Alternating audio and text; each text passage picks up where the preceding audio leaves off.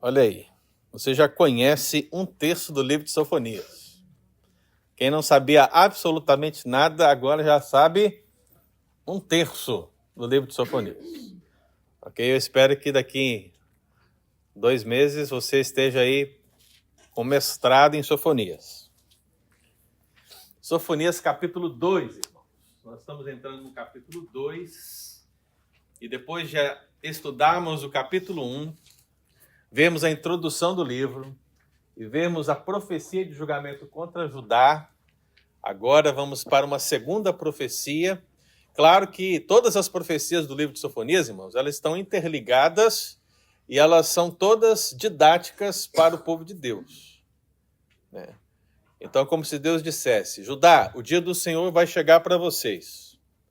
Judá, o dia do Senhor vai chegar para Canaã. O dia do Senhor vai chegar para a Síria. Mas toda vez que Deus diz que o juízo vai chegar em lugares diferenciados, ele o faz com um propósito relacionado ao seu povo, ok? Relacionado ao povo de Judá. Então, essa profecia, agora as profecias que veremos no capítulo 2 e capítulo 3, elas sempre têm que ser consideradas dessa perspectiva. Afinal, o profeta está falando para a nação de Judá, acerca daquilo que vai acontecer com eles e daquilo que vai acontecer com os outros, que eles precisam aprender para tomar a decisão que Deus quer que eles tomem. Amém? Então, Sofonias 2, versículo 1 ao 7, irmãos, certamente vamos estudar esse texto nesse domingo e no próximo, ok? Em 2 partes. E hoje vamos fazer a leitura do texto de 1 ao 7, para que você tenha uma ideia geral dessa profecia. E vamos estudar certamente do versículo 1 ao versículo 3 hoje. Todos a encontraram? Muito bem. Então diz assim a palavra de Deus: Concentra-te e examine-te, ó nação que não tens pudor. Qual é a nação mesmo, irmão? Qual é a nação? Judá, Reino do Sul. Antes que saia o decreto, pois o dia se vai como a palha. Antes que venha sobre ti o furor da ira, sim, antes que venha sobre ti o dia da ira do Senhor. Buscai o Senhor, vós todos os mansos da terra, que cumpris o seu juízo. Buscai a justiça, buscai a mansidão. Porventura, lograreis esconder-vos no dia da ira do Senhor. Porque Gaza será desamparada, e Asquelon ficará deserta. Asdod ao meio-dia será expulsa, e Ecrom desarraigada. Ai dos que habitam no litoral, do povo dos quereitas. A palavra do Senhor será contra vós outros, ó Canaã, terra dos filisteus. E eu vos farei destruir, até que não haja um morador sequer. O litoral será de pastagens, com refúgios para os pastores e currais para os rebanhos. O litoral pertencerá aos restantes da casa de Judá. Nele apacentarão os seus rebanhos, e à tarde se deitarão nas casas de Asquelon, porque o Senhor seu Deus atentará para eles e lhes mudará a sorte. Amém. Vamos orar, queridos, mais uma vez? Feche seus olhos. Pai de amor, Pai de bondade, nós somos totalmente dependentes da iluminação do Espírito Santo do Senhor para compreendermos, ó Deus, e aplicarmos a palavra do Senhor à nossa vida. Por isso, ó Deus, que tudo aquilo que ministrarmos aqui, tudo aquilo que lermos aqui, que aprendermos aqui, ó Deus, seja, ó Pai, uma instrução do Senhor, seja a instrução do Espírito Santo do Senhor, pela palavra do Senhor, para que haja verdadeiramente aqui na nossa igreja, no meio da tua igreja, nessa terra, ó Deus, mansos verdadeiramente mansos, ó Deus, que buscam juízos, verdadeiramente os juízos de Deus. Que, ó Deus, nós sejamos um povo fiel ao Senhor em meio à promiscuidade, em nome de Jesus. Amém. Muito bem, queridos, então hoje iniciamos aqui o estudo do capítulo 2 e vamos estudar o quê? A profecia de julgamento contra Canaã. Tem uma pessoa nos visitando ali, só do lado da Jennifer.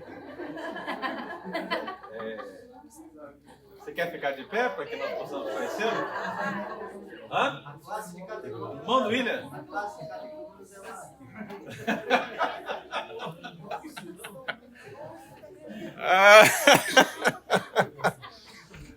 Eu tô fazendo isso, William, porque já acabou, viu? Agora todo mundo já viu que você está sem barba, acabou. Agora você está livre.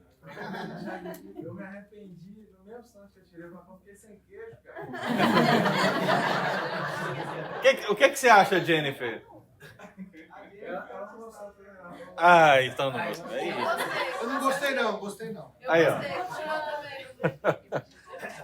Mas parabéns pela atitude, viu? Parabéns. Pela coragem. Vai ver o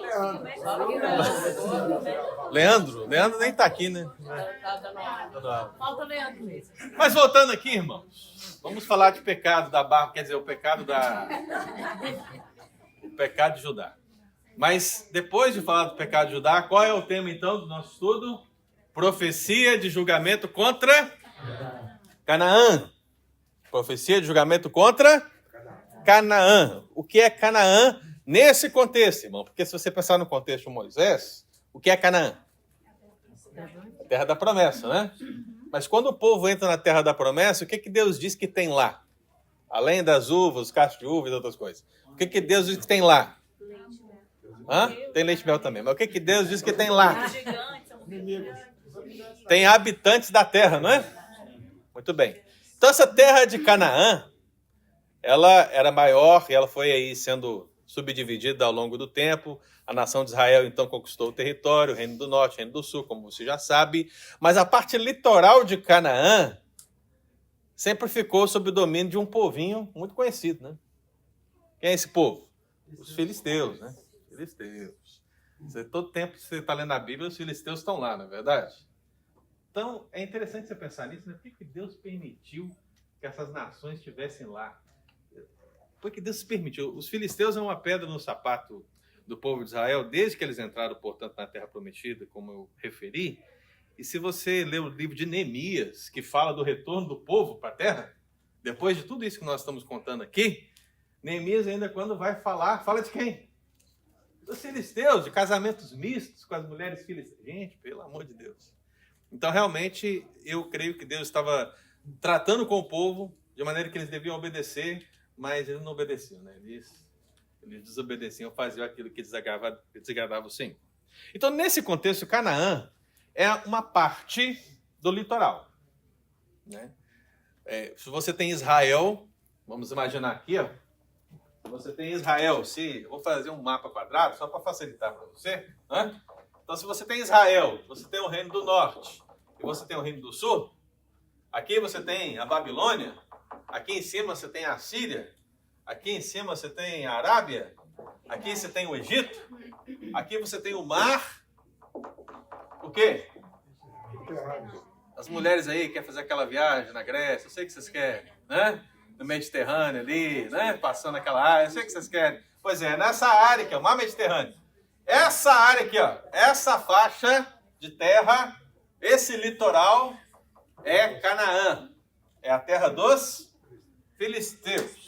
E se você lembra daquilo que nós falamos no ano passado, os filisteus, ou os cananitas, ou o pessoal do litoral, o pessoal de Canaã, eles eram os comerciantes da época. Lembra que lá na porta do peixe eles vendiam o quê?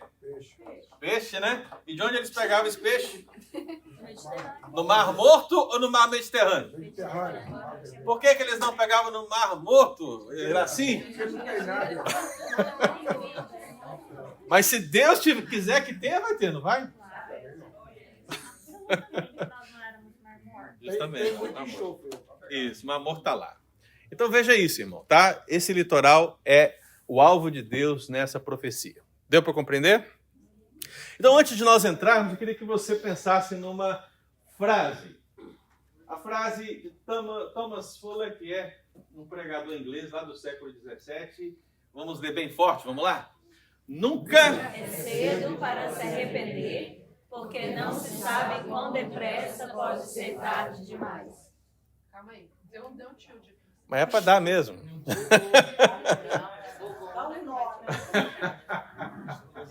Eu vou ainda piorar o seu tilt daqui a pouco, mas vai lá, lê de novo, olha. Nunca é cedo para se arrepender, porque não se sabe... Pode ser tarde demais.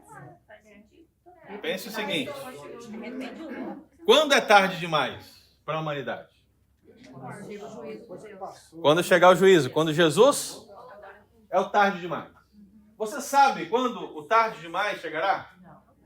Não. Então nunca é cedo para se arrepender. Aquela história daquele pessoal lá do Brasil que você conhece, né? Lá do interior, que você fala de Jesus para eles muitas vezes, aqui também, obviamente. Você fala e fala assim, eu vou ainda, eu estou muito novo, eu quero aproveitar um pouco, sabe aquele negócio? É isso aí. É mais ou menos, ele acha que é cedo para se arrepender. Ele acha que ele vai ter tempo para responder ao Evangelho. É claro que isso tudo está acontecendo, irmão, na mente humana. Isso não é uma obra do Espírito. Isso é você trazer essa relação de Deus, da igreja, do Evangelho, da Bíblia, na perspectiva humana. Ele está simplesmente racionalizando a fé. Mas você e eu sabemos que não é assim. Você sabe que se Jesus vier sobre uma pessoa com o Espírito Santo dele, o que acontece? Ela converte, ela é salva, né? Mas, quando nós anunciamos o Evangelho, nós sempre devemos anunciar o Evangelho nesse sentido, dizendo que a hora de arrepender é quando? É agora. Qual era a mensagem de João Batista?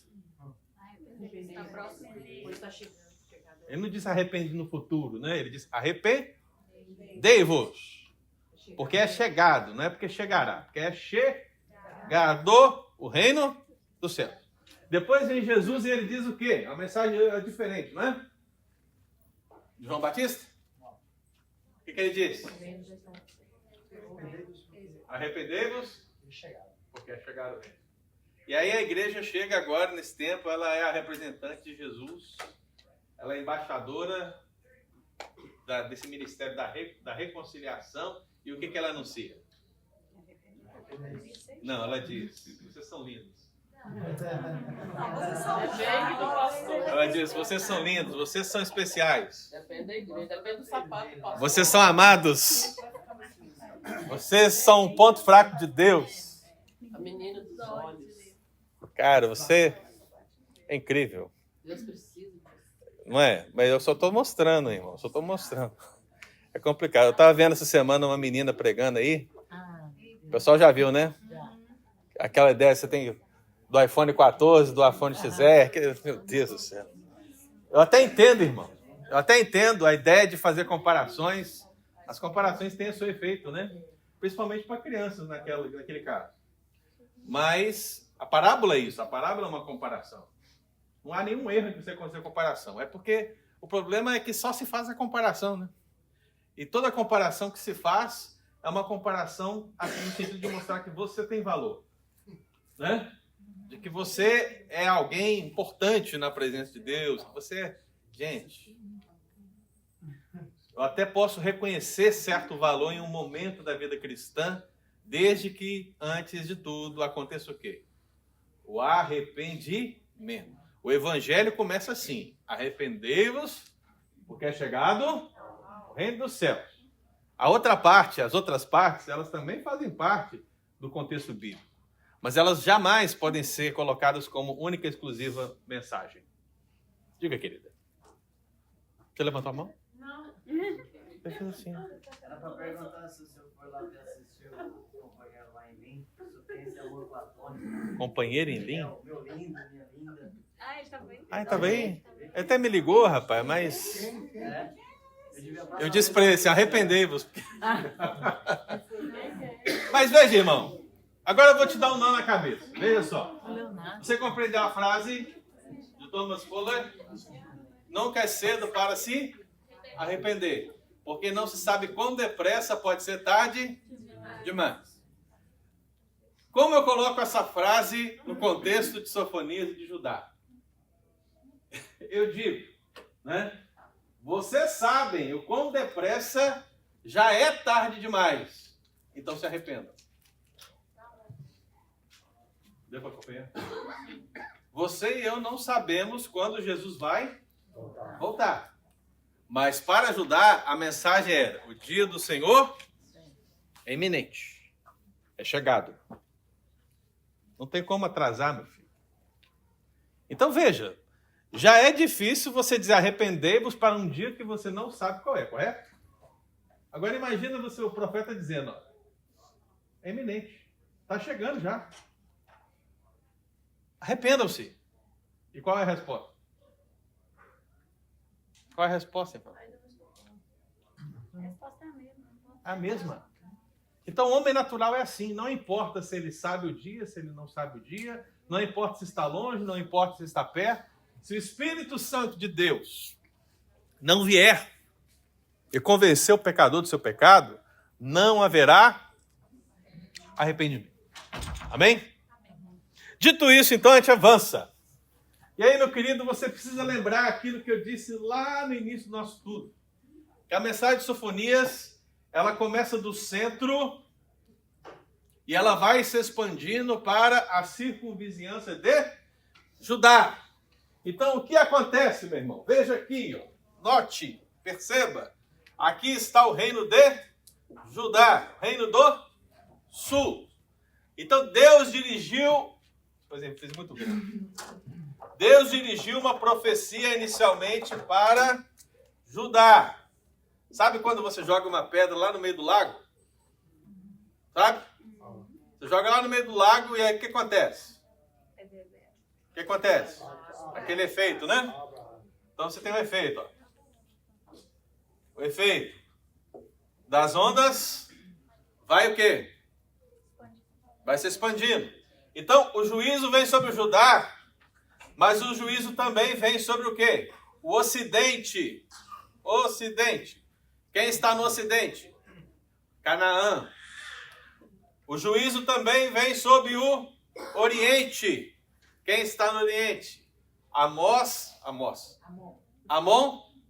e Moabe. O juízo também vem sobre o Norte. Quem está no Norte? A Síria, Nínive. O juízo também vem sobre o Sul. Quem está no Sul? A Etiópia. Então veja que, dentro da visão do profeta e dentro das profecias que ele vai ministrar, eu coloquei ali todas as palavras, Deus está dizendo o quê? O juízo chega sobre o meu povo e o juízo chega sobre todos. Seria como Deus estivesse fazendo uma comparação de um juízo global. É claro, irmão, que Deus não está citando todas as cidades, todos os lugares. Mas no contexto e no paralelismo e na poesia contida na profecia, Deus está dizendo, o juízo chega para Judá, chega no norte, chega no sul, chega no leste, chega no oeste, portanto ele chega em todo lugar. Então Deus está dizendo, não tem como você escapar, meu filho, não. Fuja para os montes? Não, não tem como. Olha, vai lá para a caverna? Não, não tem como. Vai chegar em todos os lugares. Então, se você quer pegar um barco lá em Canaã para fugir, você não vai conseguir. Se você quiser ir para a Etiópia, o lugar mais distante, né? A terra distante, muito distante, não tem como. Se você for aqui para a área de Amon e Moabe, os povos que desagradavam ao Senhor, ou até mesmo quiser vir um pouquinho mais para cá, para a Babilônia, não tem como. Se você quiser ir para o império mais poderoso, porque você acha, não, lá eu vou ficar protegido, não tem como. Então Deus, ele profetiza sobre todos. Então ele está dizendo, o juízo é universal, o juízo é sobre todos, vai alcançar todos. Então essa perspectiva é importante você lembrar, porque nós estamos entrando agora na parte o quê? Na parte ocidental. Nós estamos em Judá, Deus está falando para Judá, mas ele também está falando do Ocidente. Ele está falando de quem? Ele está falando de Canaã, dos filisteus, dos cananitas. Então, veja que após Sofonias profetizar então, esse julgamento sobre Judá, ele exorta a nação sobre os juízos que também vão acontecer ao seu redor. Nesse caso, oeste, litoral, a região da Canaã, Filistia, terra dos filisteus. Então, volte os seus olhos sempre para essa costa do Mediterrâneo, quando nós falarmos de Canaã. E o que essa profecia de julgamento fala, irmãos? São duas partes. A primeira delas, um chamado ao arrependimento. É interessante, porque Deus até agora está falando do dia do Senhor, está falando como o povo peca. É claro, no meio de tudo isso existe um chamado ao arrependimento. Porque uma coisa é uma coisa, outra coisa é outra coisa. O que eu quero dizer? Uma coisa é, você é pecador, o dia do Senhor vem e não tem como escapar. Outra coisa é, anunciai a minha palavra, convoquem todos ao arrependimento. Deus fala que essas duas coisas devem acontecer. Porque geralmente alguém tenta racionalizar o que nós estamos falando aqui, dizendo o seguinte: se o dia do Senhor vem, se não tem como escapar, e eu sou pecador, por que eu vou anunciar arrependimento? Se o povo vai se arrepender. Deu para entender? É aquela ideia. Se Deus já tem o povo escolhido dele, por que eu tenho que evangelizar? São as perguntas clássicas, né? Você tem que entender, não, que uma coisa é uma coisa, outra coisa. Ou seja, Deus mandou você evangelizar? Sim. E ele escolheu? Sim. Então, creia nas duas coisas e viva as duas coisas. O seu entendimento jamais será um entendimento perfeito, porque você é imperfeito. Ok? Então, reconheça isso e fique tranquilo, fique em paz. Fique em paz que você não vai conseguir compreender todas as coisas, mas compreenda aquilo que está registrado na palavra. Então, existe sim um chamado ao arrependimento. E como nós podemos ver esse chamado arrependimento? Através das expressões de arrependimento que surgem aqui. E eu coloquei aqui 3. Veja: concentra-te, examina e não tens pudor. Essas 3 expressões são expressões de arrependimento que Deus começa a colocar aqui. Para que a gente possa entendê-los, meu irmão, você vai observar o seguinte. O texto está dizendo: concentra-te e examina-te, ó nação que não tens pudor. Essa expressão, concentra-te, examina-te, isso aí, rapaz, isso aí é complicado, viu? Isso aí não faz nenhum sentido no hebraico, né? Porque não tem essa palavra exata aí. Eu sei que você lembra lá dos Salmos, por exemplo. O que você fala? Concentração. O que é concentração para você? Concentra-te. Reflexão. Reflexão, não é? Nada a ver. Nada a ver com o contexto bíblico, né? Essa palavra é totalmente estranha aqui. Na verdade, a ideia de concentração que ele está querendo dar, é a ideia de juntar. Entendeu? De concentração, é. Mas quando você fala concentra-te, o que você pensa? Concentra-te, examina. Essa é a Santa Ceia, né? Foca na ceia, concentra, examina-se e participa. Nada disso. Nada disso. Na verdade, concentra-te e examina é a mesma palavra no hebraico. É exatamente a mesma. Ok? Cachash, cachash. Isso não é língua não, viu, irmão? Cachash, cachash. Cachash, cachash.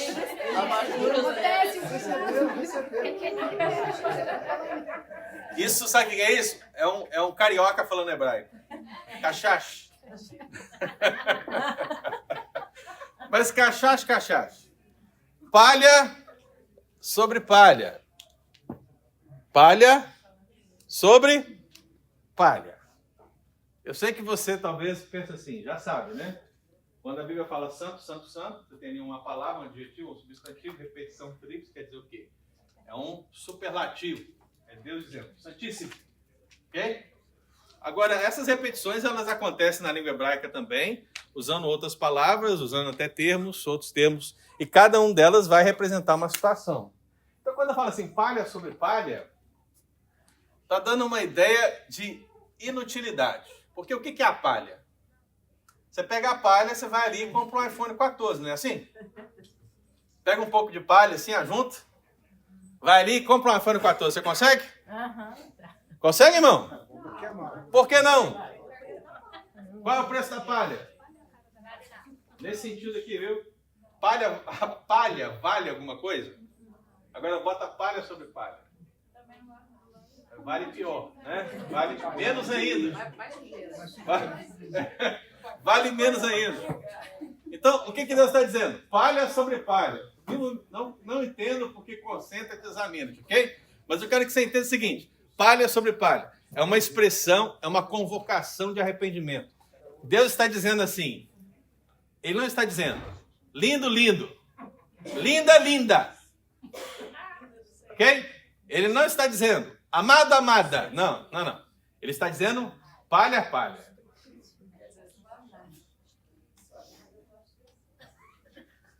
Eu sei que é chocante, ok? Mas o que você pensa disso? O que você pensa disso? Você deveria pensar, poxa, eu sou pecador. Gente, eu sou pecador. Realmente eu sou como a palha sobre palha. Eu não valho nada. Eu não tenho um valor intrínseco em mim. Por quê? Porque eu sou culpado. Eu não sou inocente. Ok? Palha sobre palha. Então, quando Deus fala palha sobre palha, ele quer justamente te mostrar essa ideia do pecador que você é. No caso de Judá, né? Vocês são pecadores, preste atenção. Palha sobre palha. E sabe o que é interessante? Para que a palha servia, né? Em 90% dos casos, o que é a palha? Palha. No Egito era precioso, no Egito. Mas nesse contexto aqui. O que é a palha? A palha é aqueles refugos que você vai recolhendo depois da colheita, né? Refugos que ficam na colheita. Hoje a máquina passa, né? E praticamente deixa quase tudo limpo, né? Mas antigamente não. Antigamente se ia cortando, ia tirando, ia removendo e ficava o quê? Ficava lá o quê? O resto daquela plantação. É a palha, né? Então a palha, no Egito, como o nosso irmão Iraci falou, e alguns contextos bíblicos também, ela foi utilizada para ser misturada com outros materiais a fim de fazer tijolos para as construções. Ela dava liga, né? Dava liga, isso, e fazia algo mais sólido, né?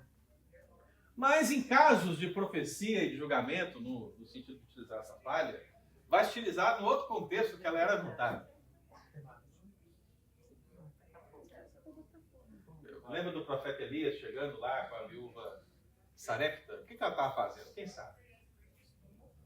O que a viúva de Sarepta estava fazendo quando Elias... Estava juntando caco. Coca-Cola. Pedaço de madeira. Vai lá. São pedacinhos de madeira. Qual é a expressão hebraica que aparece lá? Cachacho. O que ela estava juntando? Palha sobre palha. Mas qual que é o objetivo dela? Acendeu o fogo. Tudo bem. Acendeu o fogo.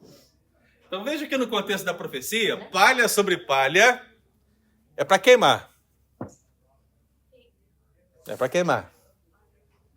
E não é queimar no sol de Copacabana, né? Não. É para queimar no termo de juízo, irmão. Então Deus está dizendo, nós somos pecadores, somos palha sobre palha e seremos queimados se nós não nos arrependemos. Então essa é a primeira expressão, né? Veja que Deus chama Israel, chama Judá de quê? De nação. Aí você vai falar assim para mim, pastor, mas isso aí tá tranquilo, né? Mas para quem chamou Judá agora de palha sobre palha, você acha que nação é um termo positivo ou negativo? Negativo. Por que é negativo? Porque a palavra hebraica, ainda que ela tenha alguns sentidos positivos, no contexto da profecia, aplicado a esse contexto, a nação aqui é como a nação dos deuses pagãos.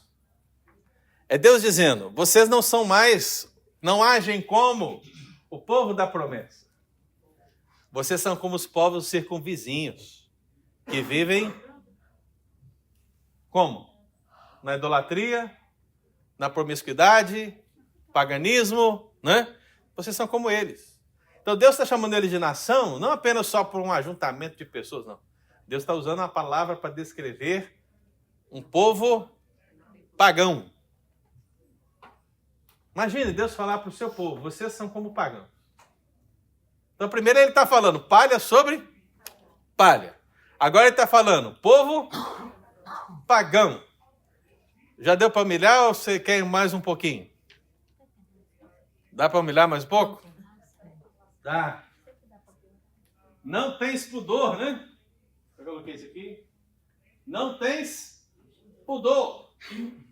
O que é não ter pudor? A expressão hebraica, né? É ser uma nação sem vergonha ou vergonhosa. Então Deus está dizendo, para ajudar, depois de tudo aquilo que ele já ministrou acerca do dia do Senhor, que vocês são pagas sobre pagas, como inúteis. E agora ele está dizendo, vocês são como uma nação pagã. E agora ele está dizendo, povo vergonhoso, sem vergonha, sem pudor. É interessante porque quando a gente fica com vergonha, a gente fica que cor? Fica vermelho, né? Tem um dia desse aí que alguém fez eu ficar vermelho. Alguém falou, Fabiana, com certeza. Fabiana toda vez. Na verdade, a Fabiana me faz ficar do jeito que eu vou explicar agora. Né? Porque no contexto no contexto que eu estou falando, a gente fica vermelho, é porque o sangue sobe, né? E isso pode acontecer em vários momentos, até os felizes, correto? Mas no contexto bíblico, a expressão que aparece ali de vergonha não é ficar vermelho, mas é ficar pálido. É a mesma expressão para dizer que algo não tem cor, que é incolor. Por quê? Sabe quando você faz alguma coisa, um susto, alguma coisa acontece com você e alguém vira para você e olha para você e fala, nossa, seu rosto ficou branco. Já viu isso alguma vez, irmão? Já. Eu estou tentando trazer o nosso contexto. Alguém falou assim, seu rosto ficou branco. Por quê? Porque alguma coisa muito séria, assustadora, sei lá, alguma coisa aconteceu que o sangue saiu da cabeça e foi para algum lugar, né? Aí você ficou branco. Gente, é isso que Deus está dizendo. Esse povo, veja só, hein? Esse povo não ficou branco diante do tamanho do juízo que estava sendo anunciado. Você percebeu? Eles não se empalideceram frente ao juízo que estava diante deles. Por isso que Deus falou, nação vergonhosa, nação incolor, nação sem cor, porque vocês não estão agindo como deveria reagir em relação ao que eu tenho anunciado aqui. Aí eu coloquei ali Daniel. Você sabe onde Daniel está, né? Olha aqui para o quadro. Atenção, queridos. Olha aqui para o quadro. Nós estamos aqui, ó, Sofonias, ok? Estamos aqui. Aqui está o profeta Daniel. Aqui está o exílio. Ok? Aqui está o exílio. E aqui está o profeta Jeremias. O que acontece aqui é o simples, ó. Essa palavra que nós estamos lendo, palha sobre palha, nação pagã, povo sem vergonha, foi dada para quem? Para Judá. E em referência também a quem? A Canaã. Isso aconteceu antes, durante ou depois do exílio? Antes. Antes. Aconteceu aqui, né? Tudo bem. O quadro ajuda, né? Aconteceu aqui. Essa palavra foi dada aqui. Veja que Jeremias, a mensagem de Jeremias, principalmente quando está aqui junto com Sofonias, anunciando o que vai acontecer, não é diferente, ok? Não é diferente. O exílio chega, e Jeremias, inclusive, avança aqui um pouco no exílio, mas não tanto. E dentro do exílio, você sabe que aparece lá um homem chamado Daniel. Daniel é um profeta. Você conhece a história de Daniel, né? O que Daniel faz? Aqui, nesse contexto de Sofonias, Deus está dizendo, vocês são palha sobre palha. Vocês são nação pagã. Vocês são povo sem vergonha. Arrependam-se. E eles não ficaram pálidos diante do juízo de Deus. Eles ficaram indiferentes. Eles não se arrependeram, correto? Aí vem Sofonias. Vem Jeremias com a mesma mensagem. chega o exílio, nós estamos falando aqui de um período talvez de 70 anos, ok? Na verdade, 60 anos aqui, até aqui. E vem Daniel. O que Daniel faz? Aquilo que qualquer crente devia fazer. Aquilo que nós fazemos agora. Daniel leu. Quem? Jeremias. Daniel leu o livro de Jeremias. E ele entendeu que o tempo do exílio seria de quanto? 70 anos. Mas isso é uma parte que deixamos para outro estudo. O que eu quero que você entenda é o seguinte. Quando Daniel leu Jeremias, o que ele fez? Perdeu. Voltou. Daniel 9, 7, 8. Abre aí. Daniel 9, 7, 8. Abra a sua Bíblia, querido. Daniel 9, 7, 8.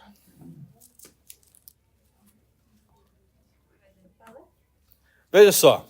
Ele diz assim. A ti, ó Senhor, pertence a justiça.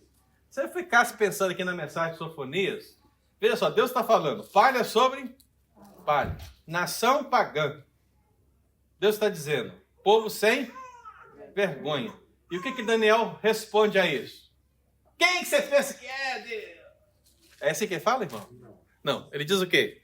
A ti, ó Senhor, pertence a justiça.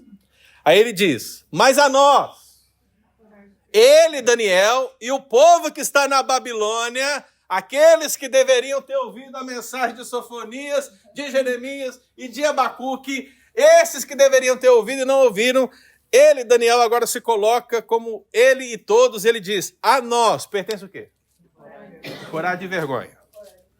Como hoje se vê. Aos homens de Judá, aos moradores de Jerusalém, todo Israel, quer os de perto, quer os de longe, em todas as terras por onde os tem lançado, por causa das suas transgressões, que cometeram contra ti. Ó Senhor, a nós pertence o corar de vergonha. Veja, aos nossos reis, aos nossos príncipes e aos nossos pais, porque temos pecado contra ti. Veja que a oração de Daniel é tudo aquilo que deveria ter acontecido no contexto de Sofonias. Você vê que Deus ele manda uma palavra contra os reis, contra os príncipes, contra a liderança religiosa, contra o povo, e as pessoas não se arrependeram. Mas quando Daniel lê, ele se arrepende, ele se coloca na presença do Senhor. Ele se humilha, irmão. É isso que Deus requer de nós. Quando nós olhamos para cá, ó, eu e você estamos aqui, ó. Estamos 3.000 anos, aqui, ó. 3.000 anos depois, você está aqui, ó. Você está aqui, ó. Você aqui, ó.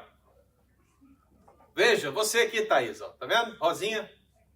Você está aqui. Deixa eu fazer o cabelinho aqui, ó. Thaís está aqui. O que a Thaísa tem que fazer, irmão? A Thaísa faz isso aqui, ó. Ela lê Daniel. Ela lê Jeremias. Ela lê Sofonias. E o que ela deve fazer? Aprender e se arrepender igualmente. Ok? É o que estamos fazendo aqui, foi o que Daniel fez. Então, o que Deus está dizendo nessas expressões de arrependimento? Nesse chamado arrependimento? Que a oração que devemos fazer é justamente essa. A ti pertence a justiça, Senhor, mas a nós? Coragem. A sua esposa levantou primeiro. Diga aí. Você já respondeu, não? Você falou um povo que ouviu, mas não ouviu. Na verdade, eu ia te perguntar isso, você respondeu, eu sei a resposta, mas ficou meio confuso quando você falou isso. O povo ouviu, mas não seguiu a orientação. O que acontece ali? Muitos cursos, né? Quando você ouve a pregação, e aí o ouvir bíblico é obedecer. Muitas vezes, quando você ouve a palavra ouvir, o ouvir carrega a ideia de obedecer. Mas o nosso contexto ouvir é tipo assim, entrar por aqui e sair por aqui, né? Diga aí. Quando Daniel leu o profeta Jeremias, Aham. ele entendeu que o tempo era chegado. Sim. Ou seja, estava aproximando a hora que Deus tinha dito que era 70 anos. Sim. Por que ele foi se arrepender sendo que já estava cumprindo o tempo? O arrependimento de Daniel, né? Ele não é um arrependimento como se ele não fosse crente, né? Mas é fato que naquele momento ele não tinha lido esse livro ainda. E certamente ele tomou conhecimento, ele já tinha conhecimento do pecado do povo, do seu povo, com certeza. Mas quando ele leu Sofonias, o coração dele se aqueceu tanto, ele se humilhou tanto que ficou registrado dessa maneira, né? Então acho que é apenas isso. Da mesma maneira que nós aqui. Possivelmente a maioria de nós aqui não sabemos absolutamente nada de Sofonias. Correto? Ainda que nós soubéssemos que o livro está lá, né? No momento que eu falo que Deus está tratando a gente como palha sobre palha, como nação sem vergonha, como nação pagã, o que isso deve produzir no nosso coração? Então acho que aquilo que deve produzir agora foi o que foi produzido no coração de Daniel quando ele leu. Ou seja, ele deu a conversão verdadeira, né? Porque sem você sabe que vai acontecer, mas sem arrependimento não tem restauração. Eu não Ou seja, diria sem conversão confessar- verdadeira, que eu não tenho essa informação, né? Mas que houve um arrependimento profundo, houve. O Beto comentou que Daniel ele arrependeu por Jerusalém, por toda a Judéia. Minha pergunta qual a possibilidade de um homem levar um arrependimento coletivo? Nenhuma. Quando ele se coloca, ele está se colocando como Isaías se colocou também. Muitos outros se colocam, né? Nós nos colocamos. Né? Mas a salvação é sempre pessoal. Então, como eu mostrei lá o desenho da Thaisa, né? A gente sempre tem que pegar esses exemplos e nós tomamos a atitude, né? Diga, Fábio. Há registro da como é que esses textos foram publicados e como se eles se expandiram, como que Daniel teve acesso a essa era uma carta que Os escribas sempre tiveram presentes em Israel, né? Então todos esses livros são registrados em pergaminhos, cópia sobre cópia, sim. E é claro que sempre existe um milagre aqui, né? Porque todo o texto bíblico preservado é um milagre. É um milagre de Deus, né? Mas os judeus, eles preservavam muito bem, principalmente a Torá, né? Então, os escritos dos profetas também. Eu vou ler um agora, uma carta de Jeremias, daqui a pouquinho. Teve uma carta de Jeremias que depois foi registrada no livro de Jeremias, né? Mas que foi uma carta dele para os exilados na Babilônia, né? Então, tudo isso foi compilado, juntado e deu cara àquilo que você conhece hoje, né? Então, vamos lá, irmão. Avançando, porque senão meu tempo não dá, né? Nesse chamado arrependimento, você tem, portanto, as expressões que nós falamos e você tem a misericórdia. Porque eu vou dizer uma coisa para você, irmão. Eu sei que é duro você ouvir tudo que eu estou falando aqui, porque deveria ser, né? Você devia falar agora como Daniel. A mim pertence o orar de vergonha, porque você e eu somos palha sobre palha. Mas veja, pense em Deus agora. Pense em Deus, querido. Pense em Deus, um povo quanto mais, um povo que prefere sacrificar os seus filhos a Milcom, um povo que prefere Baal, um povo que faz tantas coisas, um povo que é indiferente ao Senhor, um povo que faz tudo isso. E aí você percebe o seguinte: Deus, ele diz que o juízo vai chegar, que ele vai punir o pecado, o culpado, mas ele ainda deixa a misericórdia aberta. Como é que ele deixa a misericórdia aberta? Veja, ele diz, antes que saia o decreto, antes que venha o furor da ira, antes que venha o dia da ira. Veja que Deus está falando tudo isso antes. Talvez vocês, vamos supor que Deus volte amanhã, Jesus volte amanhã. Vamos supor isso. Pelo amor de Deus, eu não estou dizendo que Jesus volta amanhã. Estou dizendo, vamos supor, imaginar que Jesus volte amanhã. Talvez alguém diga assim, talvez alguém tenha a capacidade de chegar diante de Deus amanhã e dizer o seguinte: Deus, mas eu nunca ouvi. O Senhor nunca disse quando o Senhor ia voltar. Eu fiquei sabendo da história toda e aí o Senhor veio, eu não estava preparado. Entendeu? Não estava preparado. Não, esse tipo de argumento não funciona. Porque, biblicamente, irmão, Deus sempre anuncia o juízo antes de diversas maneiras, muitas vezes apresentando juízo parcialmente, muitas vezes trazendo juízos temporais, a fim de mostrar que um grande juízo venha. E toda vez que ele faz isso, ele anuncia, ele faz um chamado ao arrependimento. Todo culto onde a palavra é pregada é isso, é uma oportunidade misericordiosa de Deus, da pessoa humana, se converter. Ok? Isso é uma coisa. Qual é a outra coisa? A outra coisa é que só vai se converter aqueles que receberem o Espírito Santo de Deus. Essa é outra coisa. Perfeito? Então note essa repetição, irmão. 3 vezes. Antes que. Veja, antes que. O que Deus está dizendo? É misericórdia, misericórdia e eu estou dando todas as possibilidades. É a palavra oportunidade, né? E o juízo vem. Ele já é iminente, ele já é urgente. Ele está ali às portas, irmão. Lembra lá do texto da semana passada? Que os babilônios iam invadir pelo norte, pela porta do peixe? Os sons, os brados, que estavam... Gente, já se ouvia a voz dos inimigos à porta. E mesmo assim, antes que... a maioria da nação não respondeu positivamente. A misericórdia de Deus. Então veja isso. O texto fala daqueles indiferentes. Lembra os indiferentes? Que falaram que o Senhor não faz bem nem faz mal? Tanto faz. Você quer servir Baal, serve Baal. Você quer servir, me conserve. Se não quer servir ninguém, não serva também. É isso. Viva a sua vida. Isso que é importante. Então havia esse povo indiferente. Mas Deus fala de decreto. Antes que o decreto saia. E o que o decreto é? O decreto é tudo aquilo que vai contra aquela ideia moderna dos sonhos de Deus. Já viu essa expressão, sonhos de Deus? Eu fiz aniversário essa semana, alguém disse para mim essa semana, né? Que os sonhos de Deus se realizem na sua vida. Eu dei um curtir pela misericórdia, né? Porque a pessoa é crente. Mas, irmãos, pelo amor de Deus, não existe esse negócio de sonho de Deus. Deus não sonha, meu irmão. Deus não sonha. Ah, o que ele sonhou para mim. Não, irmão, meu Deus, ele não sonhou nada para você. Que é isso? Nani. Eu diria lá febre. Os sonhos de Deus.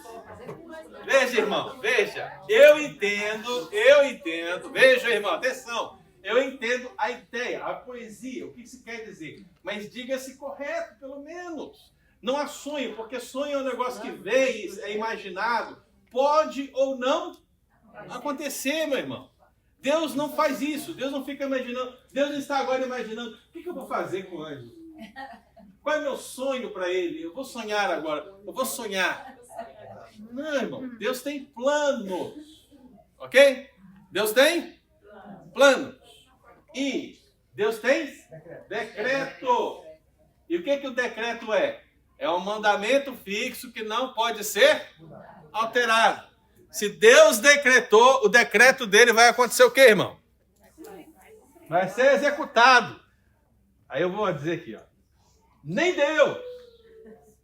Deus vai contra o seu decreto, meu irmão. Deu para entender? Não, Deus não vai contra a sua própria palavra, meu querido. Se ele decretou. Eu até vi uma canção, essa aí na igreja. Na igreja. É uma música ritmada, né? Mas ele disse assim: se Deus determinou, está determinado, decretou, está decretado, foi isso mesmo. Só que ele estava usando errado, mas é isso, entendeu? Determinou, tá? Determinado. Isaías 14, 27, meu irmão. Alguém abre aí para mim? Lê rapidinho aí para mim. Pelo amor de Deus. Tira essa ideia de sonhos de Deus da sua cabeça. Quem leu Isaías 14, 27? Porque o Senhor dos exércitos o determinou, quem, pois, o invalidará? A sua mão está estendida, quem, pois, a fará voltar atrás? Então, ele determinou. Quem vai fazer Deus voltar atrás, meu irmão? Nem ele. Nem ele vai fazer isso. Ele não vai mudar a sua vontade. Então, pelo amor de Deus, né? Vamos lá. Esse aqui eu falei. E aí vem atitudes de arrependimento. Quais são as atitudes de arrependimento? Veja. Buscai ao Senhor.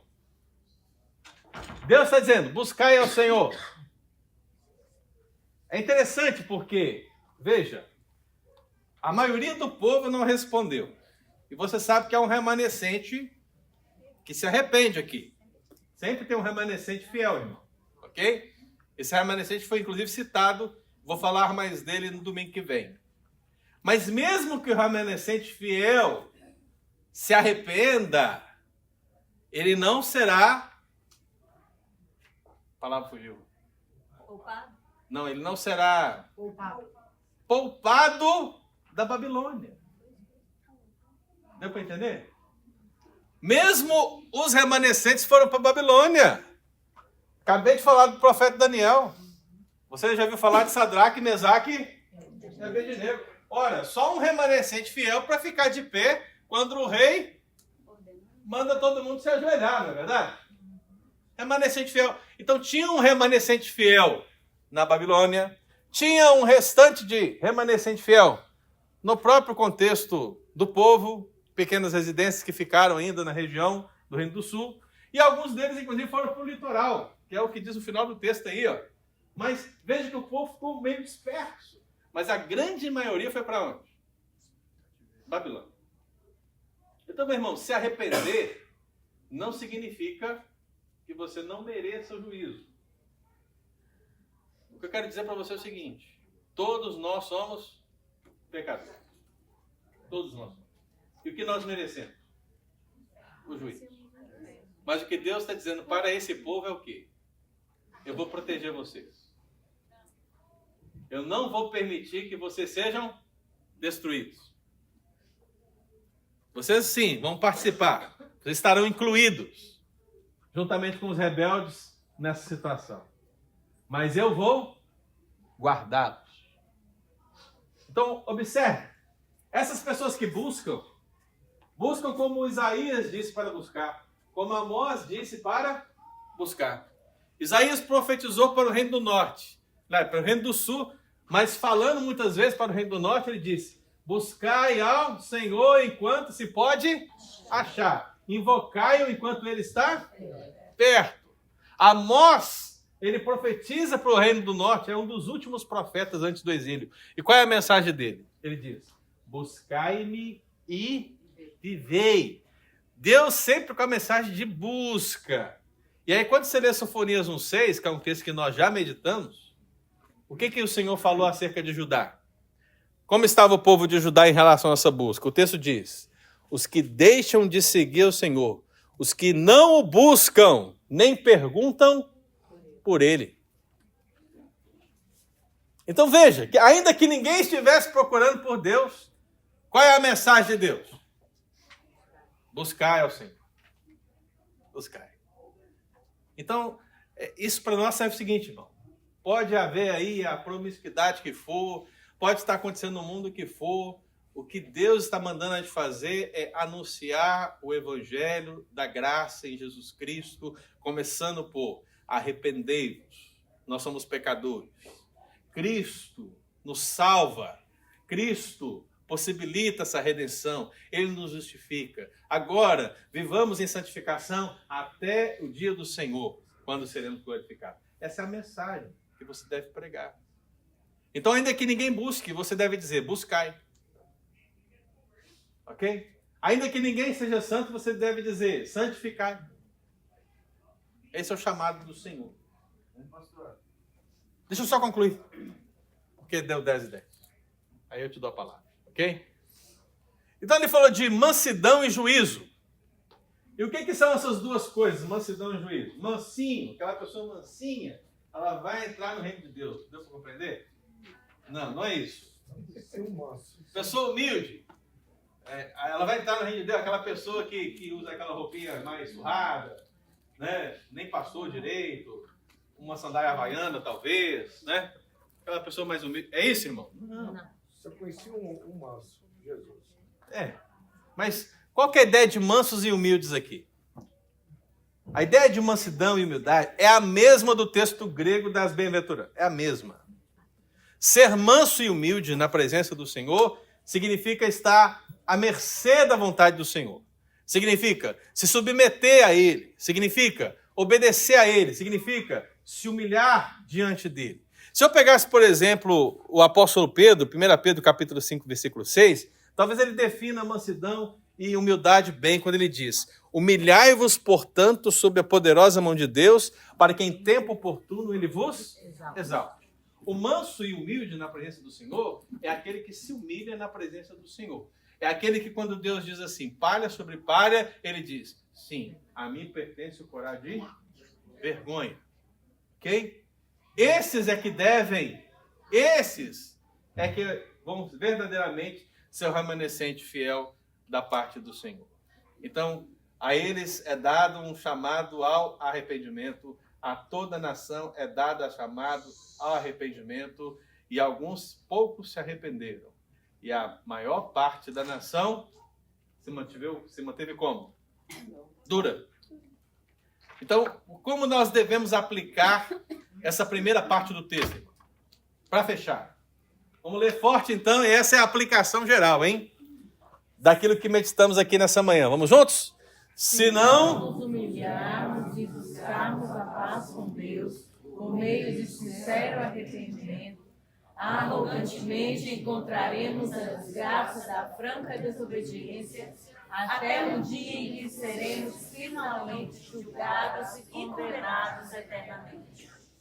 Deu para captar? O que Deus quer dizer para mim? É isso. É necessário se humilhar agora, irmão. Chegou a hora. Se humilhe na presença do Senhor.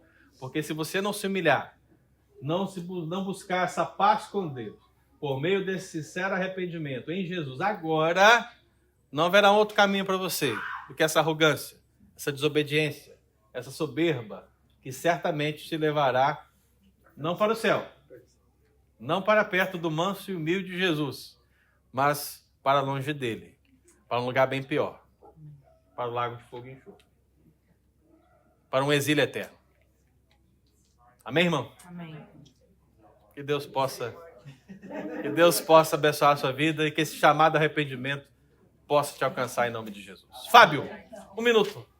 Sim, duas coisas. Primeiro é para avisar que a Rua vai vender os chips lá na frente, no almoço. E a outra coisa é, o senhor falou que Deus não muda a sua palavra, né? Sim. E quando Moisés fala que ele se compadece, ou quando, por exemplo, ele diz que ele se arrepende, né? Então, nessas situações, não é considerado que Deus não mudou? É o que parece, não é? Sim, da minha opinião. É o que parece. Sim, é o que parece. E toda vez que se fala disso, essa pergunta surge, né? Mas a gente deve entender o seguinte, né? O princípio geral da Bíblia é que Deus tem os seus planos determinados. E nenhum deles pode ser frustrado. Então, se você tem essa ideia do texto bíblico, aqueles textos que parecem não se encaixar, precisam se encaixar. E como? Mesmo essas contingências de arrependimento e essas possibilidades de mudança de plano estão dentro do plano dele de alguma forma. Entendeu? Talvez eu não consiga entender, talvez você não consiga entender, talvez nós não consigamos entender, mas você tem duas possibilidades apenas. Ou você acredita que nenhum dos planos de Deus podem ser frustrados e que essas situações, elas estão dentro da vontade do Senhor, desse plano determinado pelo Senhor. E Ele, ao revelar para nós, revela de uma maneira mais humana, a fim de que nós compreendamos como arrependimento, como misericórdia. Ou você entende que Deus não é soberano e que Ele muda de acordo com a vontade da criatura.